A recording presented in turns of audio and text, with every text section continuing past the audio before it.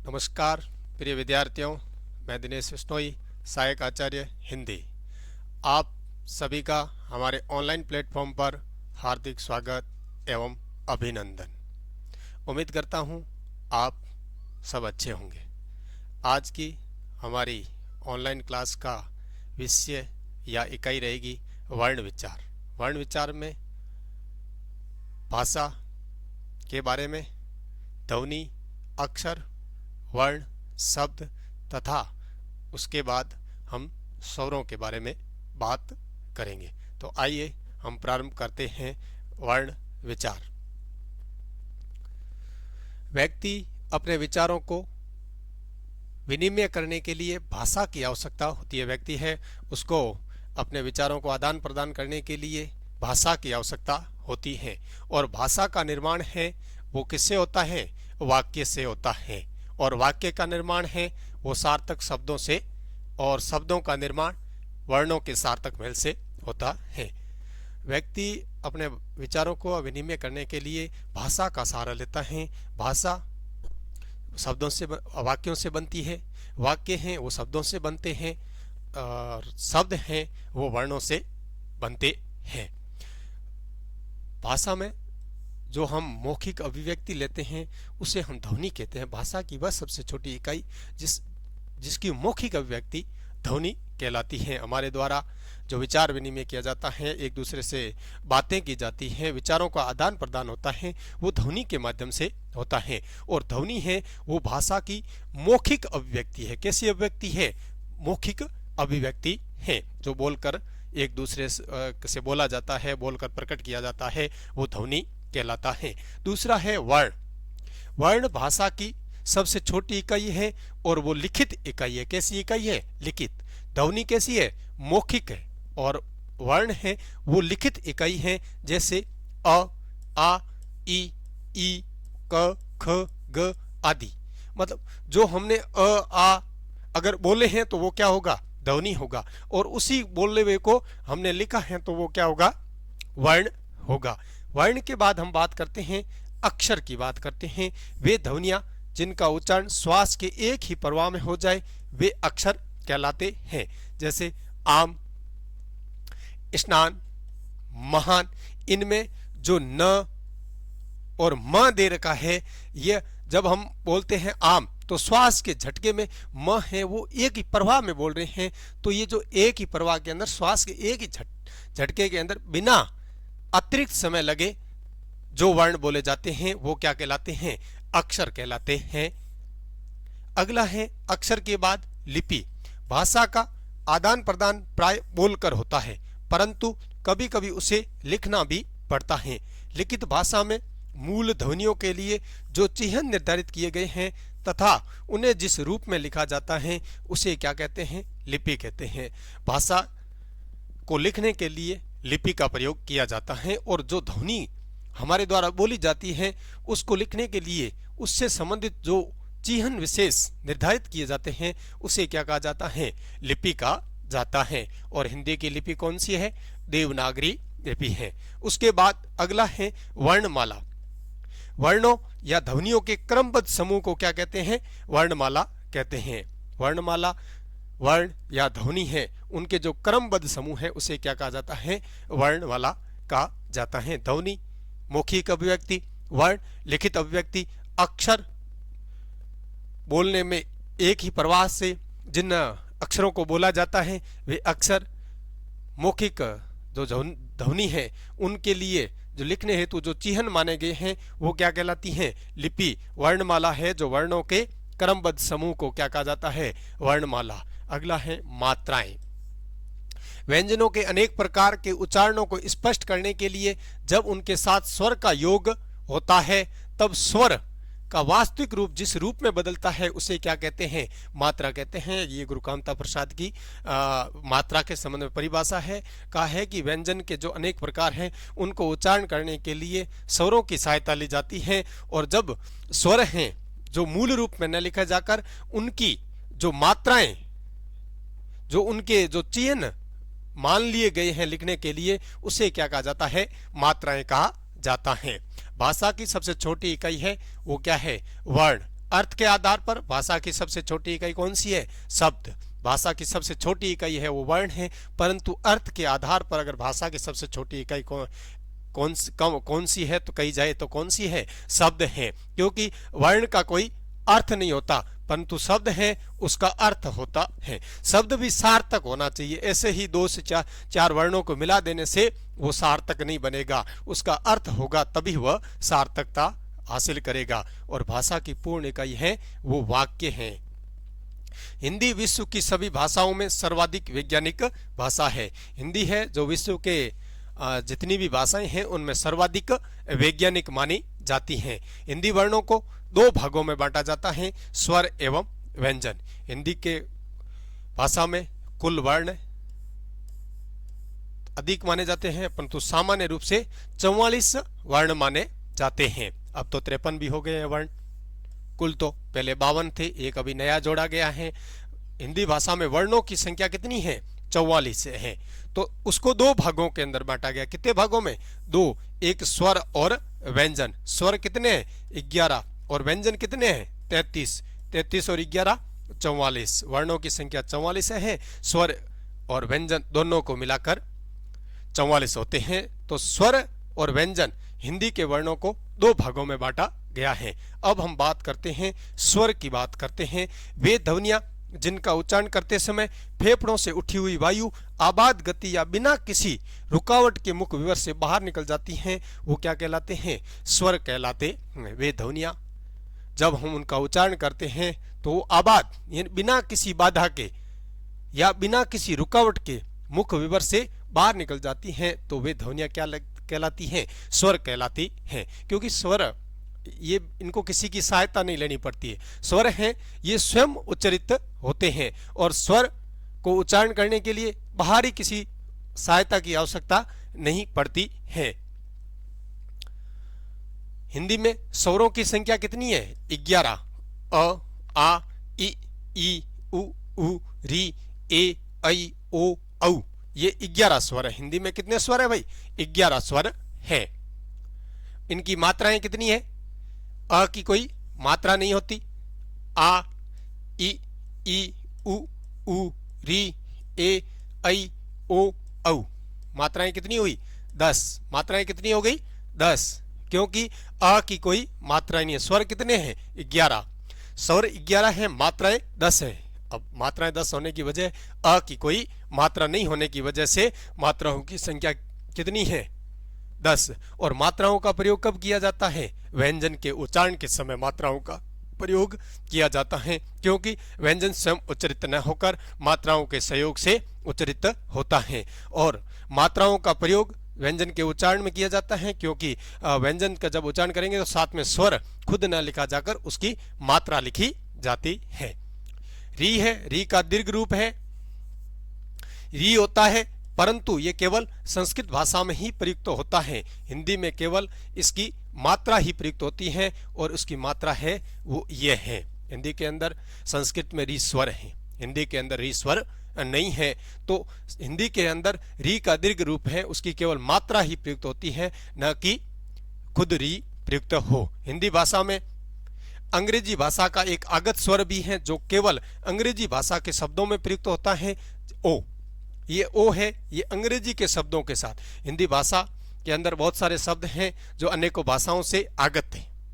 उन आगत स्वरों को बोलने के लिए अंग्रेजी के आगत स्वर हैं, उनको बोलने के लिए इस स्वर की सहायता ली जाती है और ये केवल अंग्रेजी के शब्दों के साथ ही बोला जाता है, अन्य किसी भाषा के शब्दों के साथ नहीं बोला जाता है। जैसे डॉक्टर, कॉलेज, हॉस्पिटल इत्यादि ये जो शब्द हैं, इन शब्दों के अंदर इस अंग्रेजी स्वर का प्रयोग किया जाता है।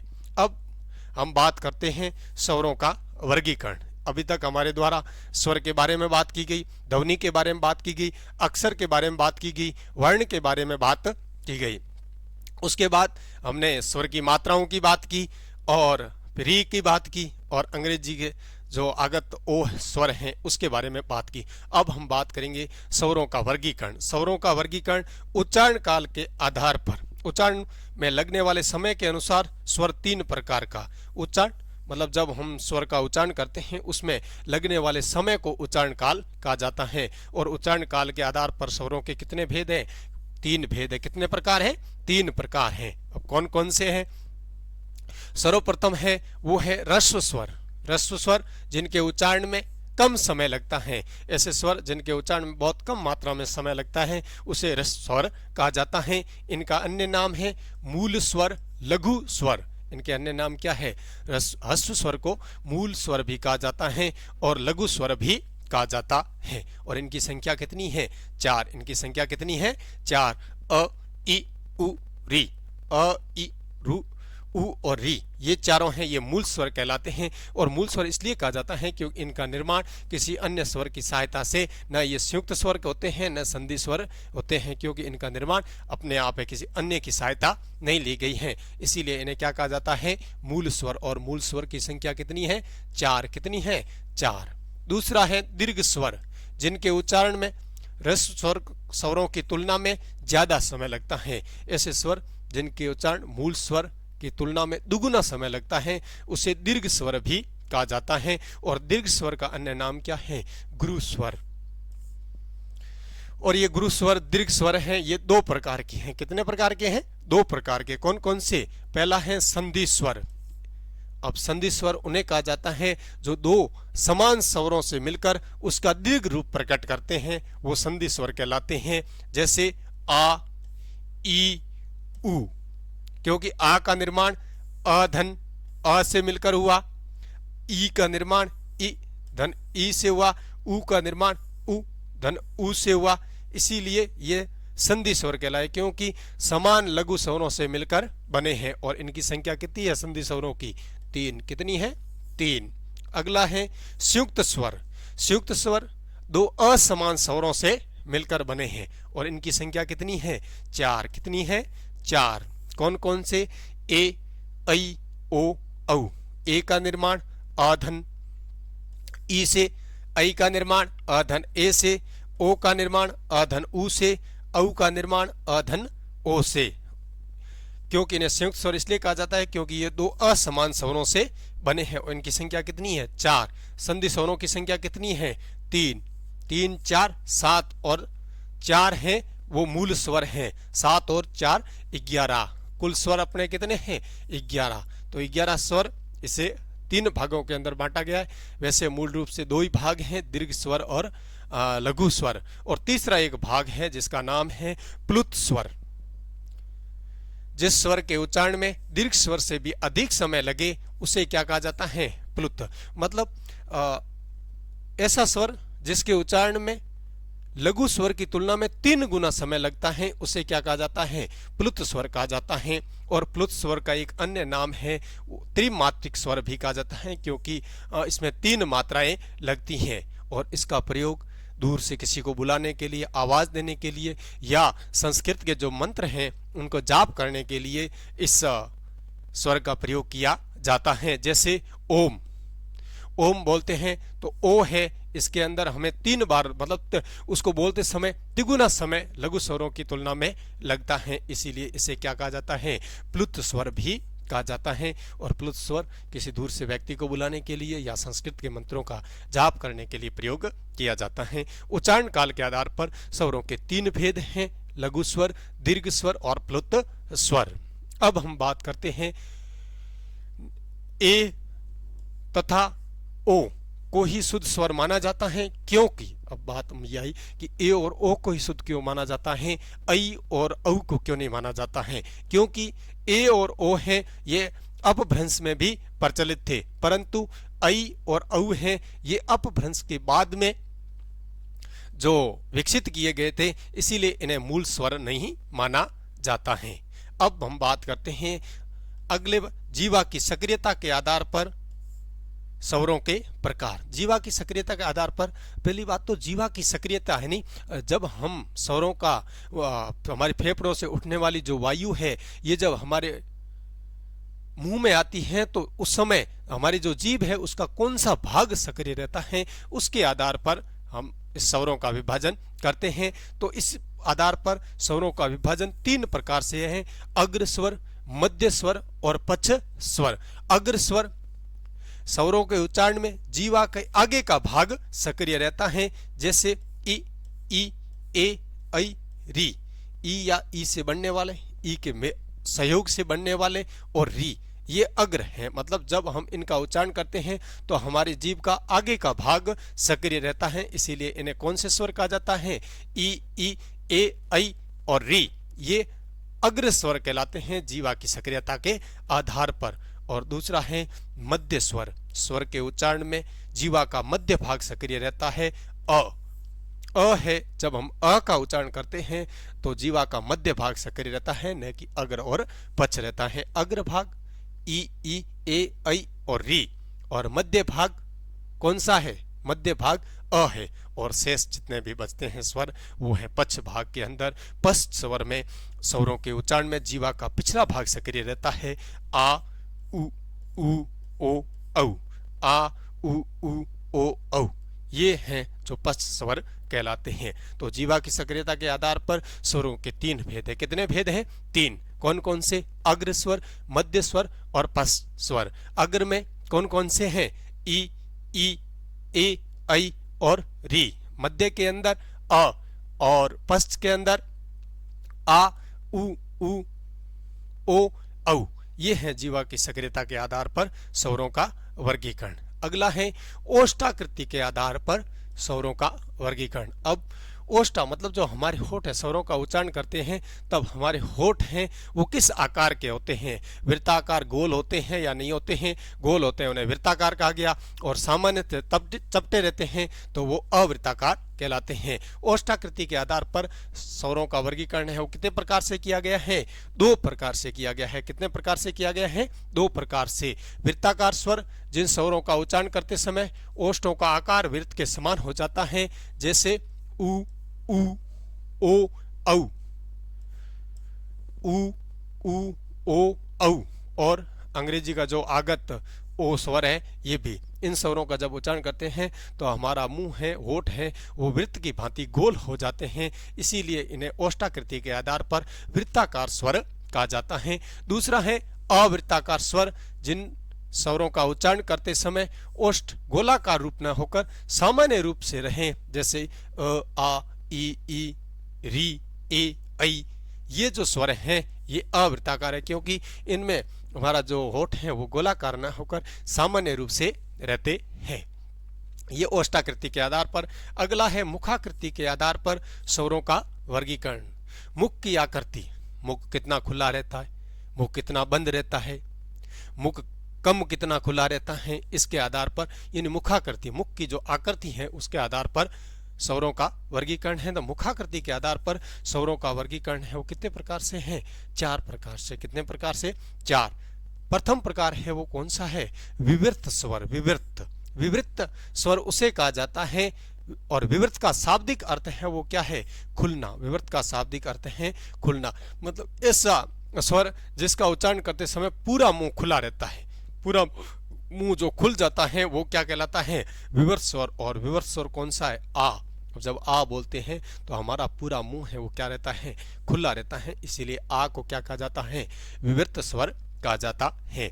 दूसरा है अर्धविवृत स्वर, जिन स्वरों का उच्चारण करते समय मुख आधा खुला रहता हो, यथा अ, ऐ, ओ, औ। अ, ऐ, औ ये अर्धविवृत। जब इन स्वरों का उच्चारण करते हैं तो हमारा मुंह है वो आधा। आ का उच्चारण करते हैं तो हमारा मुंह पूरा खुला रहता है, इसलिए उसे क्या कहा जाता है? विवृत स्वर कहा जाता है। अर्धविवृत मतलब आधा मुंह खुला रहता है। अ, ऐ और औ ये है अर्धविवृत। तीसरा है संवृत स्वर। संवृत का शाब्दिक अर्थ है बंद होना। संवृत यानी मुंह बिल्कुल बंद। जब बोलते हैं तो मुंह बिल्कुल सामान्य सा खुलता है, ज्यादा नहीं खुलता है। तो वो कौन कौन से स्वर हैं? ई, उ, री।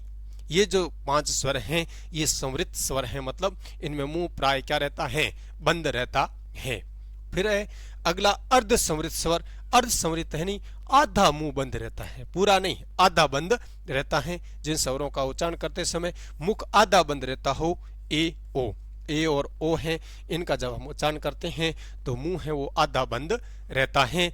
जबकि ई, उ, और री, इनका जब हम उच्चारण करते हैं तो मुखाकृति के आधार पर मुंह प्राय बंद रहता है, और जहां मुंह बंद रहता है उसे क्या कहा जाता है? संवृत्त स्वर कहा जाता है। मुखाकृति के आधार पर स्वरों का वर्गीकरण किया। ये 4 प्रकार के थे: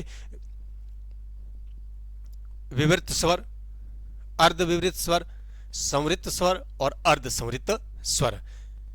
ये हमने स्वरों का वर्गीकरण किया। इन वर्गीकरण के अंदर स्वर ओष्ठों की आकृति के आधार पर, उच्चारण काल के आधार पर, जीवा की सक्रियता के आधार पर और मुख की आकृति के आधार पर। अब हम बात करते हैं कुछ स्वर से संबंधित महत्वपूर्ण तथ्य। अंग और अ हैं, ये न तो स्वरों की गणना में आते हैं और न ही व्यंजनों की गणना में। इन्हें क्या कहा जाता है? अयोगवा कहा जाता। अंग और अ है, ये न तो स्वर की गणना में आते हैं और न ही व्यंजन की, और इन्हें क्या कहा जाता है?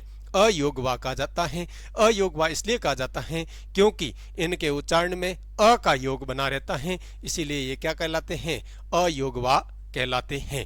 अंग और अह, क्योंकि ये स्वतंत्र नहीं, क्योंकि इनको बोलने के लिए अ का सहयोग रहता है।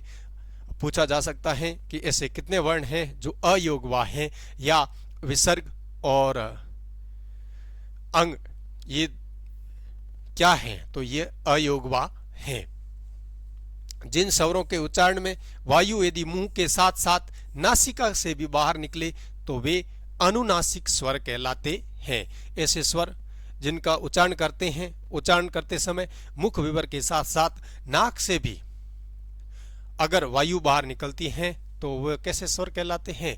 अनुनासिक स्वर कहलाते हैं, क्योंकि उसमें वायु नाक और मुंह से दोनों से निकलती है, तो वो क्या कहलाते हैं?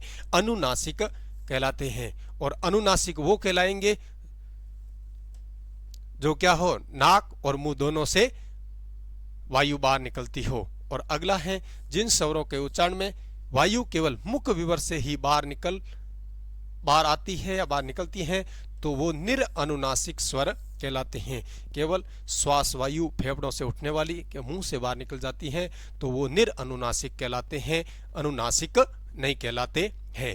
अब सभी स्वर हैं वो अल्पप्राण होते हैं। सभी स्वर घोष या सघोष होते हैं। सभी स्वर हैं वो अल्प प्राण होते हैं, न कि महाप्राण। और सभी स्वर सघोष होते हैं, न कि अघोष। स्वर सघोष होंगे, अल्प प्राण होंगे। नाक मुंह के साथ नाक से बोले जाते हैं। नाक से अगर वायु निकलती है तो अनुनासिक होंगे। केवल मुख विवर से निकलती है तो निरअनुनासिक होंगे। अंग और अ हैं, इन्हें अयोगवा कहा जाता है। तो ये हैं स्वर के बारे में बातें। अगली क्लास के अंदर हम व्यंजन को लेकर, वर्ण विचार के दूसरे पार्ट को लेकर आएंगे। आज के लिए इतना ही। धन्यवाद। नमस्कार।